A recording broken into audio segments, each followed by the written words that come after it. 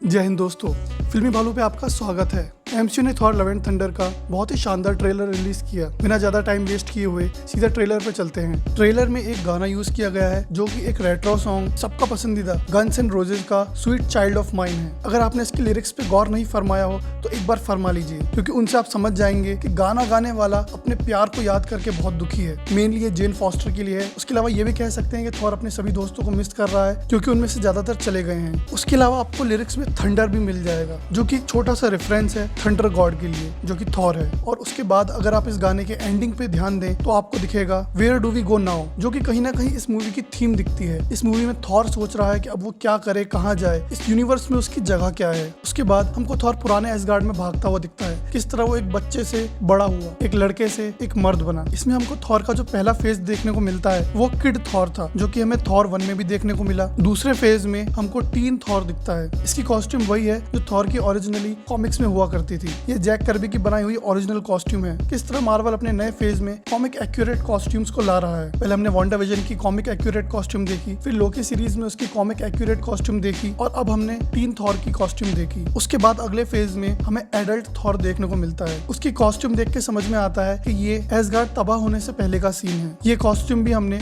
Thor 1 में ही देखी थी। उसके अगले सीन में ही हमें थॉर आग के बीच चलता हुआ दिखता है। मेरा मानना ये है कि ये सीन मूवी की फाइनल फाइटिंग या बीच की बड़ी फाइटिंग से लिया हुआ है।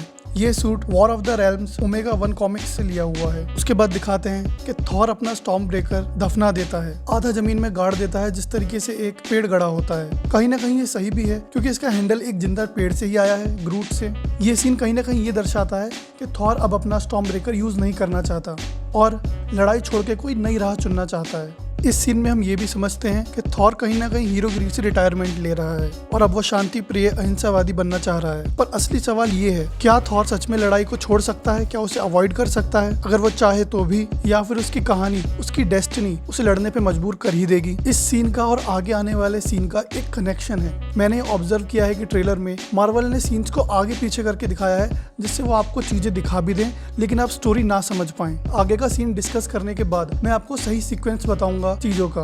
अगले ही सीन पे अगर आप ध्यान दें तो स्टॉर्म ब्रेकर पे कुछ 2 शब्द लिखे हुए हैं। पहले तो मुझे समझ नहीं आया ये क्या है। मैंने सर्च किया तो मुझे मिला भी नहीं। फिर मैंने गूगल किया वाइकिंग लैंग्वेज लेटर्स, और उसके बाद अगर हम कंपेयर करें तो हमको ऐसा समझ में आता है कि ये स्ट्रेंथ और पावर, ताकत और शक्ति लिखा हुआ है। उसके बाद हमें दिखता है कि थॉर एक पेड़ के नीचे तपस्या कर रहा है। मुझे ऐसा लगा कि ये पेड़ वर्ल्ड ट्री को रिप्रेजेंट कर रहा है। नॉर्स माइथोलॉजी में वर्ल्ड ट्री को यिग्ड्रासिल भी कहा जाता है। ये एक असली पेड़ नहीं, एक ऐसा कॉस्मिक ट्री होता है जो कि 9 रेल्म्स, 9 दुनियाओं को जोड़ता है। लेकिन मैंने इस नॉर्मल पेड़ को यिग्ड्रासिल से क्यों जोड़ा? आगे ट्रेलर में थॉर एक टी-शर्ट पहनेगा जो कहीं ना कहीं मुझे यिग्ड्रासिल से, वर्ल्ड ट्री से मैच करता हुआ लगा, और कहीं ना कहीं मुझे ये कंग फू पांडा के उगवे वाले पेड़ की भी याद दिलाता है। बस फर्क ये है कि कंग फू पांडा में वो रात का सीन था और यहाँ ये दिन का सीन है। ये पेड़ भले ही असली यिग्ड्रासिल नहीं है, लेकिन इसे हम एक स्पिरिट ट्री की तरह तो देख ही सकते हैं। अब अगर हम गौर फरमाएं तो ये सीन अर्थ का नहीं है, ये कोई दूसरा प्लेनेट है, क्योंकि आसमान में हमें या तो 3 सूरज या 1 सूरज 2 चांद दिख रहे हैं। मोस्ट प्रोबेबली 1 सूरज 2 चांद। मुझको ऐसा लगता है कि ये सीन पेंगोरिया का है। और मैंने पेंगोरिया क्यों कहा, मैं आपको थोड़ा आगे बताता हूँ। अभी के लिए बस ये बता दूं कि पेंगोरिया एक छोटा सा प्लेनेट है जहाँ पे कुछ नीले नीले से दिखने वाले जीव रहते हैं, जो कहीं ना कहीं गरीबों के अवतार लगते हैं। इस अगले मेडिटेशन वाले सीन में बहुत ही बारीकी से मार्वल ने थॉर को साधु जैसा दिखाया है। अगर आप ध्यान से देखें तो ये कुछ ऐसा दिखेगा कि लंबी जटाएं, सर पे जूड़ा, एक पेड़ के नीचे बैठ के तपस्या करता हुआ आदमी जो अपना मकसद ढूंढना चाहता है, जो सच को पाना चाहता है, बिल्कुल वैसे ही जैसे गौतम बुद्ध जी ने किया था। और जिस तरीके से थॉर अपनी आंखें खोलता है, देख के लगता है कि वो जो भी आंसर ढूंढ रहा था कहीं ना कहीं वो उसे मिल ही गया। इसी सीन में अगर हम ध्यान दें तो हमें थॉर की आंख के नीचे एक स्कार दिखेगा। ये स्कार उसकी प्यारी बड़ी बहन ने, हेला ने उसे दिया था थॉर रैग्नारॉक में। उसके बाद मार्वल का लोगो आता है, लेकिन इस लोगो में कुछ अलग है। ये लोगो व्हाइटिश सिल्वर सा कलर का है, जो कि मुझको लगता है कहीं ना कहीं इस मूवी के main villain gore the God butcher की तरफ इशारा करता है। वैसे ट्रेलर में उसे दिखाया तो नहीं गया है, लेकिन मैं आपको दिखा दूंगा कि वो एग्जैक्टली कैसा दिखेगा, उसके एक्शन फिगर्स के थ्रू, उसके शूटिंग सेट के फोटोज के थ्रू, और उसका एग्जैक्ट फोटो भी। इस लोगो के साथ ही 5 लाल लाइट जल रही हैं, जो कि 4 स्पॉट पे पड़ रही है। हो सकता है मैं ओवर एनालाइज कर रहा हूँ, पर मुझको ये लगा कि कहीं ना कहीं ये थॉर की नई टीम को दिखाता है, जिसमें 4 लोग हैं। कौन से 4 लोग वो हम आगे देखेंगे। देखेंगे। अगले सीन में हमें दिखाया जाता है कि हमारा प्यारा फैट थॉर अब फिट थॉर बनने की तैयारी कर रहा है और जिस तरह अपने रोल के लिए वो असली में रोप ट्रेनिंग करता है, यहाँ मूवी में वो हैवी चेन्स के संग ट्रेनिंग कर रहा है। अब अगर हम थॉर की कैप को देखें तो उस पे लिखा हुआ है स्ट्रॉन्गेस्ट एवेंजर। यहाँ पे एवेंजर का जो लोगो है वो ओरिजिनल एवेंजर का लोगो जो कॉमिक्स में था वो लिया गया है। अब मुझको ये चीज काफी फनी लगी कि अगर आप थोड़ा जूम करके देखें तो थॉर ने खुद ही मार्कर से अपनी कैप पे स्ट्रॉन्गेस्ट लिखा हुआ है, कहीं ना कहीं खुद को मोटिवेट करने के लिए। लेकिन ये रेफरेंस है थॉर रैग्नारॉक के पासवर्ड वाले सीन का। Strongest Avenger. Access denied. Strongest Avenger. Access denied. अगर मैं विजुअली बोलूं तो थॉर रैग्नारॉक मेरी सबसे पसंदीदा मार्वल मूवीज में से एक है और इस मूवी को देख के भी ऐसा लगता है कि ये वैसे ही या शायद उससे भी अच्छी हो सकती है। मैं तो इस मूवी के लिए बहुत एक्साइटेड हूँ। और आप? और फिर सामने ही हमें एक बड़ा सा स्केलेटन भी रखा हुआ दिखता है। इन चेन्स को देख के मुझे लगा कि कहीं ना कहीं ये सरटार हो सकता है, लेकिन इसके स्कल का शेप कुछ मैच नहीं कर रहा।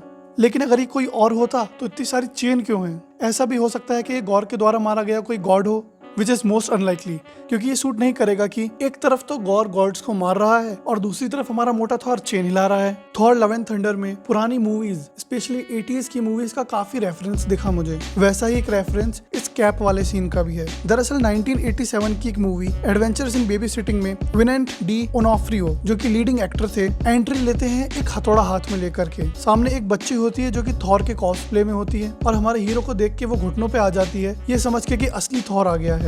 अगले सीन में थॉर अपना रोब उतार के स्टार लॉर्ड के मुंह पे फेंक देता है, जो कि काफी फनी सीन था। फिर लड़ाई चालू होती है जहां सब लड़ाई के लिए चार्ज करके जाते हैं, लेकिन अपना थॉर पीछे मुड़ के चल देता है। जैसा कि मैंने आपको पहले बोला था कि ट्रेलर में सीन्स का सीक्वेंस उल्टा करके दिखाया गया है, वो चीज मुझे यहाँ काफी ज्यादा दिखी। मेरी थ्योरी ये है कि जब थॉर लौट के जा रहा है तब वो उस बड़े पेड़ के नीचे जाता है जहाँ पे वो तपस्या करने बैठ जाता है, क्योंकि आप अगर उसकी कॉस्ट्यूम और उसके ब्रेसलेट वगैरह देखोगे तो वो सेम है। और आसमान को भी अगर आप नोटिस करोगे तो सेम मौसम, ऑरेंज लाइटिंग मेरे को दिखी, माने एनवायरनमेंट सेम है। फिर जब थॉर स्टॉर्म ब्रेकर को गाड़ के तपस्या करने बैठता है तब इन लोगों ने हमें उसके कपड़े देखने नहीं दिए। मेरा मानना यह है कि तब वो अपनी रोब पहन के ही तपस्या करेगा और फिर वो वापस आएगा लड़ाई के मैदान पे शांति का भाषण देने के लिए, जब वो लड़ाई के बीच में अपना रोब उतार के स्टार लॉर्ड के मुंह पे फेंक देगा और लड़ाई रोकने का कुछ इम्प्रैक्टिकल सा शांति प्रिय आइडिया देगा। और शायद इसलिए स्टार लॉर्ड उसकी बातें सुन के आईज रोल करता है और may be he is like क्या पका रहा है ये आदमी, not the right time for all this shit bro. साथ ही अगर आप ध्यान दो तो जिस टी शर्ट की मैं बात कर रहा था, यहाँ पे थॉर की टी शर्ट देखिए, ये कहीं ना कहीं मुझे यग्रिसिल वर्ल्ड ट्री की याद दिलाता है। अगर हम थॉर की आंखों को देखें तो दोनों की दोनों नीली हैं, एक नीली और एक ऑरेंज नहीं है। इसका मतलब गार्डियंस ने उसके लिए एक नई आंख ढूंढ ली है। इसी सीन में हमें कुछ नीले लोग देखने को भी मिले थे। और नहीं, ये यांडू के रिश्तेदार नहीं है। अगर मैं कॉमिक्स से कंपेयर करके कहूँ तो ये लोग मुझे पेंगोरियंस लगे। 1988 की थॉर चैप्टर 387 में हमें पेंगोरियंस देखने को मिले थे, जहाँ थॉर सेलेस्टियल बीइंग से लड़ा था पेंगोरियंस को बचाने के लिए। मुझे नहीं लगता कि मूवी में वो इस सीन में किसी सेलेस्टियल बीइंग से लड़ेगा, लेकिन हाँ कोई एडवांस एलियन रेस जरूर हो सकती है जो कि लेजर गन्स को यूज कर रही है। थॉर ने स्लीवलेस रेड जैकेट पहनी हुई है। एक्शन फिगर्स की माने तो इस थॉर का नाम रेवेजर थॉर है। रेवेजर यांडू और उसके पंटर लोगों की टीम है जो इधर उधर हुड़दंग मचाते फिरते थे। तो क्या थॉर ने सच में रेवेजर्स को ज्वाइन कर लिया है, या फिर उसने स्टार लॉर्ड की रेवेजर जैकेट उठा के उसकी स्लीव फाड़ के हत्या ली, जैसा कि मजाक में ही सही वो उसकी टीम और उसकी शिप के साथ कर ही रहा था, जैसे उसने गार्डियंस ऑफ गैलेक्सी को एस गार्डियंस ऑफ गैलेक्सी बना दिया था। अगर एक्शन फिगर्स की ना मानते हुए कॉमिक्स पे जाएं तो ये रेड जैकेट लुक मुझे 90s के थंडर स्ट्राइक थॉर कॉस्ट्यूम से मिलता हुआ लगा।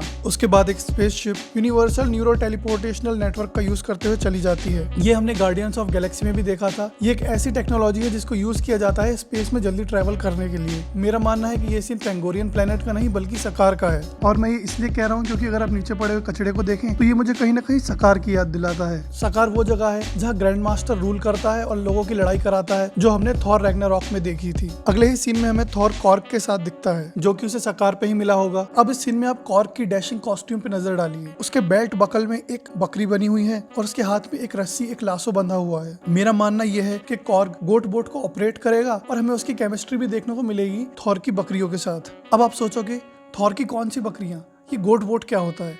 इसके लिए हम चलेंगे अगले सीन पे। अगले सीन में हमें एक बोट दिखती है जिसको दो बकरियां खींच के हवा में उड़ा रही हैं। इसी को कॉमिक्स में गोट बोट कहा जाता है। जिस तरह से बोट के साइड में शील्ड लगी हुई हैं, ऐसा वाइकिंग करते थे, तो ये जरूर थॉर की बोट है। ये सीन मोस्ट प्रोबेबली अर्थ का है। कई लोगों को लगा कि वालकरी की किंग वालकरी कॉस्ट्यूम नहीं दिखाई गई है, लेकिन अगर आप फ्रेम बाय फ्रेम देखें तो हमें एक झलक दिखती है वालकरी के काले किंग वालकरी कॉस्ट्यूम की। यहाँ गोट बोट पे वालकरी के साथ थॉर और कॉर्क भी थे। मेरा मानना यह है कि ये कोई फाइट बोट नहीं बल्कि एक पार्टी बोट है, या एटलीस्ट ये बोट बोट लड़ाई के लिए तो नहीं बनाई गई होगी, क्योंकि अगर आप फ्रेम बाय फ्रेम देखें तो आपको एक नियॉन लाइट से लिखा हुआ साइन दिखेगा कॉकटेल एंड ड्राइव, जो कि एक रेफरेंस है कॉकटेल मूवी के लिए। और नहीं, सैफ अली खान वाली कॉकटेल नहीं, बल्कि टॉम क्रूज की 1998 की कॉकटेल नाम की मूवी, जिसमें एक फिक्शनल बार था जिसका नाम भी यही था, कॉकटेल एंड ड्राइव। अब हम गोट बोट की गोट के बारे में बात करते हैं। ये बकरियां पृथ्वी की असली बकरियां नहीं हैं, ये कॉस्मिक बींग्स हैं जो कि पृथ्वी की बकरियों जैसे दिखते हैं बस। ये दोनों थॉर की ही बकरियां हैं जिनका नाम टूथ नैशर और टूथ ग्राइंडर है। कॉमिक्स में किसी बोट को नहीं बल्कि एक चैरियोट, एक रथ को खींचते हैं जिसमें थॉर बैठता है। मुझे काफी इंटरेस्टिंग लगी। मैं चाहता हूँ कि मूवीज में हमें इसके ज्यादा से ज्यादा सीन देखने को मिले। अगले ही सीन में हमें एक बहुत खूबसूरत जगह देखने को मिली जो कि जरूर माउंट ओलंपस है, जो कि एसगार्ड की तरह ही है। और एसगार्ड में नॉर्स गॉड रहते थे और यहाँ पे ग्रीक गॉड रहते हैं। अगर आप ध्यान से देखें तो हमें दिखेगा कि कोई नीली चीज उड़ते हुए ओलंपस में आ रही है। या तो कोई ओलंपस में ट्रैवल कर रहा है या हमला कर रहा है। आपको क्या लगता है ये क्या चीज थी? कमेंट सेक्शन में कमेंट करके जरूर बताएं। अगले सीन में हमें थॉर हाशमी देखने को मिलता है जो एक बोट पे रोमांस कर रहा है एक पायरेट लेडी के साथ। अगर आप लड़की से नजर हटा के सराउंडिंग को देखें तो वहाँ पे क्रैकन बैकग्राउंड में मरा पड़ा है और उस बोट पे एक आदमी मरा पड़ा है। लेकिन आग लगे बस्ती में थॉर मगन अपनी मस्ती में। वाह भैया, फुल पायरेट बाजी। अगले सीन में थॉर किसी प्लेनेट पे अपनी गोट बोट पे बैठ के जा रहा है। मुझे इस बोट पे लगी हुई शील्ड्स को देख के लगता है कि ये सेम शिप है। अब क्वेश्चन ये है कि यहाँ पे थॉर अपनी गोट बोट से जा रहा है या स्टॉर्म ब्रेकर का यूज करके बायफ्रॉस्ट को एक्सेस करते हुए जा रहा है। यहाँ पे थॉर ने जो नया आर्मर पहना हुआ है, इसका ये ब्लू गोल्ड डिजाइन देख के लगता है कि जरूर ये सकार पे बनाया गया होगा। पर थॉर जा कहाँ रहा है? क्या वो ओलंपस जा रहा है या फिर वो बर्फीले प्लेनेट में जा रहा है जो हमें आगे ट्रेलर में दिखाया गया है?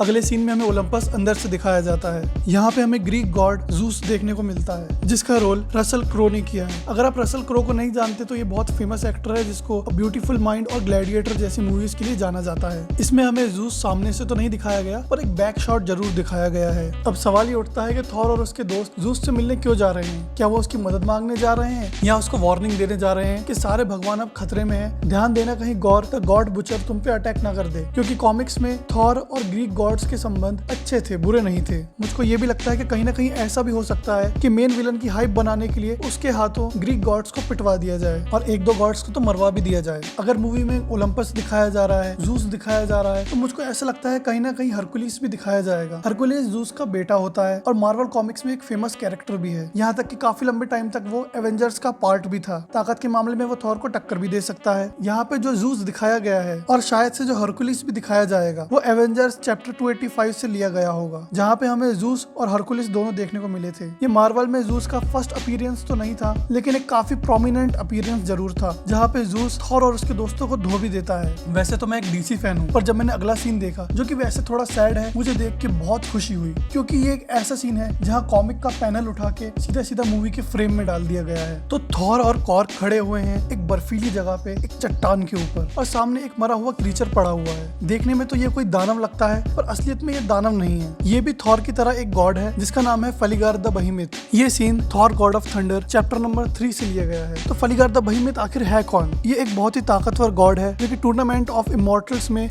लगातार 500 साल तक विनर रहा था। कॉमिक्स में तो ये भी कहा गया है कि मजे मजे में ये ब्लैक होल से खेलता था। अब MCU में उतना ताकतवर तो नहीं होगा पर फिर भी बहुत ज्यादा ताकतवर जरूर होगा। कॉमिक्स में ये थॉर का दोस्त था और मूवी में भी जरूर थॉर का दोस्त ही होगा क्योंकि अगले सीन में ही दिखाते हैं थॉर किस तरह उदास हो जाता है उसको देख के। साथ ही साथ कहीं ना कहीं वो सिचुएशन की गंभीरता और खतरे को समझ जाता है कि जो भी दुश्मन है कोई हल्का दुश्मन नहीं है। कॉमिक्स में भी ऐसा ही होता है। थॉर जब जगह जगह पे जाता है उसे हर जगह पे मरे हुए गॉड्स मिलते हैं। पहले उसे समझ में नहीं आता कि आखिर हो क्या रहा है पर धीरे धीरे वो समझ जाता है कि गॉड ही ये सब कर रहा है और फिर उनकी एपिक बैटल होती है। अब क्योंकि गॉड ट्रेलर में, मूवी में, कॉमिक्स में सब जगह इतनी भसड़ मचा ही रहा है तो उसके बारे में बात कर ही लेते हैं। आखिर कौन है gore the God butcher? Trailer में हमें गॉर द गॉड बुचर दिखाया तो नहीं गया क्योंकि MCU उसे अगले ट्रेलर्स के लिए बचा के रख रहा है, हाइप बनाने के लिए। पर ये देखिए एक्शन फिगर्स, सेट फोटोज और उसके एग्जैक्ट फोटो से हमें मालूम पड़ रहा है कि वो कैसा दिखेगा। मूवी में इसका रोल निभाएंगे क्रिश्चियन बेल। तो जाहिर सी बात है कि ये विलन बहुत ही एपिक होने वाला है। अगर इसकी बैक स्टोरी में आपको शॉर्ट में बताऊं तो एक आम आदमी था जो बहुत परेशान हो रहा था, जिसकी फैमिली, उसके बच्चे, उसकी बीवी, उसकी माँ बहुत परेशान हो रहे थे और ये काफी मदद की गुहार लगाता है भगवानों से पर कोई इसकी मदद नहीं करता। जब ये अपनों को खो देता है है तो इसके सर पे खून सवार हो जाता है। यही इसकी नई आइडियोलॉजी पैदा होती है। अब ये मानता है कि बहुत सारे भगवान इररिस्पॉन्सिबल हैं, उनको आम लोगों की कोई चिंता नहीं है और ऐसे भगवानों को जीने का कोई हक नहीं है। कहीं ना कहीं हम देखें तो थॉर भी यही कर रहा है। आम लोगों की छोड़ो, वो तो एसगार्डियंस की देखभाल तक नहीं कर रहा है। अपने टूटे बिखरे नए एसगार्ड को छोड़ के वो डिप्रेशन में चला गया था, दारू पीने लग गया था और अब एसगार्ड को छोड़ के चला ही गया। तो इसलिए ये थॉर को अपना निशाना जरूर बनाएगा। मुझे लगता है कि पीटर क्विल हमारे स्टार लॉर्ड पे तो हमला नहीं करेगा क्योंकि वो एक प्रॉपर भगवान है भी नहीं, लेकिन अगर स्टार लॉर्ड ने इसके सामने अपने बोल बच्चन वाले काम किए तो गुस्से में आके उस पे भी ये हमला कर सकता है। अब बात करते हैं गॉर के वेपन की, क्योंकि मामूली वेपन से गॉड को मारना नामुमकिन सा काम है। गॉर एक कॉस्मिक वेपन यूज करता है जिसका नाम है नेक्रो स्वॉर्ड। ये एक ऐसी तलवार है जो कि भगवानों को मार सकती है। ये एक मटेरियल से बनी है जिसको ऑल ब्लैक कहा जाता है। कॉमिक्स में मटेरियल करोड़ों साल पुराना है और ये कहीं गॉर को पड़ा हुआ मिलता है। एक्चुअल में वेनम जैसा गुई मटेरियल रहता है जिसको किसी भी शेप में ढाला जा सकता है। इसको तलवार के रूप में बदलने वाला कोई और नहीं बल्कि नल था।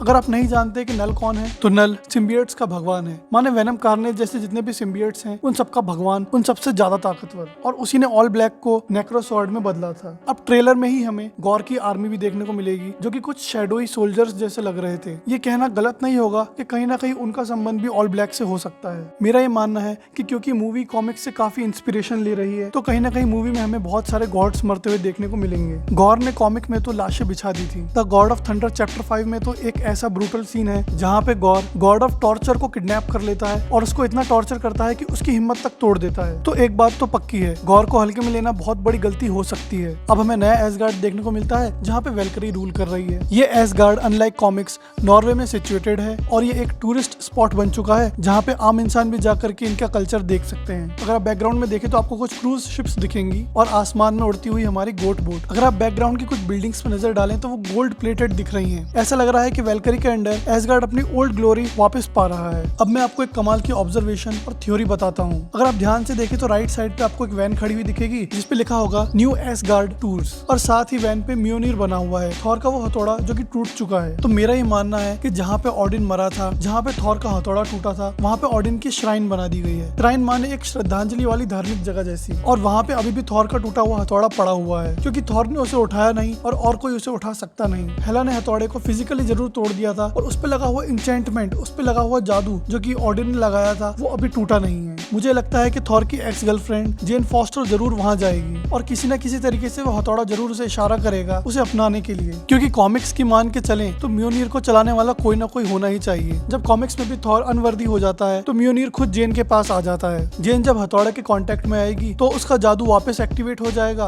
और जेन थॉर बन जाएगी। मेरे को ये लगता है कि सीन जरूर फर्स्ट हाफ में होगा क्योंकि हम ट्रेलर में ये देखते हैं कि जेन थॉर के साथ ओलंपस में है और तब वो अपने थॉर कॉस्ट्यूम में ही है। दूसरी थ्योरी ये है कि हथौड़ा खुद जेन के पास आएगा कॉमिक्स की तरह। हालांकि कॉमिक्स में जेन को कैंसर रहता है जिसकी वजह से वो कीमोथेरेपी लेती है और उसके सर पे कोई बाल नहीं होते हैं, पर जैसा कि हमने ट्रेलर में देखा जेन के काफी लंबे बाल हैं। तो दूसरी थ्योरी में ये हो सकता है कि गॉर नए एसगार्ड पे हमला कर देगा और उसको बचाने के लिए थॉर वहाँ पे होगा नहीं, क्योंकि जेन वहाँ पे होगी तो हथौड़ा अपने आप उसके पास आ जाएगा। अगले सीन में हमें देखने को मिलता है कि एक मीटिंग चल रही है। अगर हम राइट साइड में देखें तो हम समझ जाएंगे कि ये रिन्यूएबल एनर्जी कॉन्फ्रेंस चल रही है जहाँ पे कई सारे देश के रिप्रेजेंटेटिव आए हुए हैं। कि पॉसिबिलिटी है कि एनर्जी क्राइसिस के नाम पे ये लोग टोनी स्टार्क के आर्क रिएक्टर टेक्नोलॉजी पे हाथ डालने की कोशिश करें, जहाँ पे ये लोग बोले कि हमें ये एनर्जी के लिए चाहिए और बाद में उसको वेपनाइज करने की कोशिश करें। वालकरी बैठी हुई है सूट बूट में, एक वॉरियर जिसको डिप्लोमेटिक एडमिनिस्ट्रेटिव वर्क करना पड़ रहा है जो कि वो करना नहीं चाह रही। साइड में रखे ग्लासों को देखें तो वो धड़ाधड़ दारू पी रही है और बैकग्राउंड में उसके लिए नई दारू बन रही है। देख के ऐसा लग रहा है कि वो सूट अप करके सीधा लड़ने को जाना चाह रही है, जो कि उसे मूवी में करने को जरूर मिलेगा। थॉर ओलंपस पहुंचा है अपनी नई टीम के साथ। उसकी टीम में 4 मेंबर हैं, थॉर, कॉर्ग, वालकरी और जेन फॉस्टर थॉर। सामने ही ज़ूस की बहुत बड़ी मूर्ति लगी हुई है। ट्रेलर में हमें पहले भी एक छोटा सीन दिखाया गया था जहाँ पे कॉर्ग थॉर से मिलता है, पर मुझको लगता है वो सीन इस जगह का था क्योंकि दोनों ही जगह पे बैकग्राउंड में हमें गुलाबी फूल वाले पेड़ देखने को मिलते हैं, साकुरा। अगला सीन हमें देखने को मिलता है जहाँ पे गार्डियंस थॉर को अलविदा कह के जा रहे होते हैं। यहाँ पे स्टार लॉर्ड थॉर को इंस्पिरेशनल भाषण देता है, बोलता है कि तुम्हें कभी भी लगे कि तुम जीवन में खो रहे हो तो उन लोगों की आंखों में देखो जिनसे तुम प्यार करते हो। और ये एक फनी सीन था जिसमें थॉर स्टार लॉर्ड की आंखों में ही खो जाता है। गई स्टार लॉर्ड बोलता है मेरी आंखों में नहीं, तो थॉर बोलता है हाँ हाँ मैं तो बस ध्यान से सुन रहा था। तो मैं ये बिल्कुल एक्सपेक्ट कर रहा हूँ कि इस मूवी में हमें थॉर और स्टार लॉर्ड के फनी ब्रदरली मूवमेंट्स देखने को मिलेंगे। अगर आप ड्रैक्स के गोल मटके के पास देखें तो उसने एक ब्रेसलेट पहना हुआ है और मेंटिस के एंटीना के पास एक ब्लू कलर की ज्वेलरी या एक जेम लगा हुआ है। मुझको ऐसा लगता है कि एक सेंसरी टाइप इक्विपमेंट है और कहीं ना कहीं ये गमोरा को ढूंढने के लिए यूज किए जाएंगे, भले ही इस मूवी में नहीं पर आने वाली गार्डियंस मूवी में। ये कुछ ऐसे गैजेट होंगे जो इनकी पावर को एम्पलीफाई कर देंगे, बढ़ा देंगे। अगर हम मूवी का लोगो देखें तो थॉर के ओमे और नीचे लिखे लव एंड थंडर में हमको ये इशारा किया जा रहा है कि बाइफ्रॉस्ट को एक्सेस करके थॉर स्पेस में काफी ट्रेवल करेगा। ट्रेलर के लास्ट में हमें जेन फॉस्टर थॉर दिखाई जाती है, जिसे देख के हमारे थॉर की फट जाती है, जिसकी 3 वजह रहती हैं। पहली वजह ये, वो जेन फॉस्टर जिसको ये बहुत प्यार करता है, जिससे इसका ब्रेकअप हो गया है और इसने उसे लंबे समय से देखा भी नहीं है, वो इसके सामने पड़ती है, वो भी लड़ाई के मैदान में। दूसरी बात ये कि वो थॉर कैसे बन गई, और तीसरी बात ये कि ये म्योनीर कैसे चला रही है, वो भी वो म्योनीर जो कि हेला ने तोड़ दिया था। और साथ ही साथ कहीं ना कहीं ये फैक्टर भी है कि जेन अब पहले वाली जेन नहीं रही, उसके डोले शोले काफी तगड़े हो गए हैं और जेन थॉर को ऐसे देख रही है कि टेंशन क्यों ले रहा है, तेरा भाई संभाल लेगा। तो अब वो थारा भाई जेन बन चुकी है। मेरा ये मानना है कि ये सीन मूवी की लास्ट में नहीं बल्कि फर्स्ट हाफ में आएगा, जहाँ तक मुझे लगता है इंटरमिशन इसके आने का परफेक्ट टाइम है। जेन के बाल जनरली ब्राउन ब्लैक से रहते हैं, पर जब उसे थॉर की पावर मिल जाती है तो वो ब्लॉन्ड हो जाती है, मतलब उसके बाल थोड़े पीले से हो जाते हैं। बोनस फैक्ट ये है कि जो अपना म्योनीर लाइक बटन पे मारेगा, गर्मियों में उसके घर की बिजली नहीं जाएगी। मार्वल मोदी एवेंजर अमित शाह योजना के अंतर्गत उसके घर की बिजली फ्री कर देंगे। अबे साले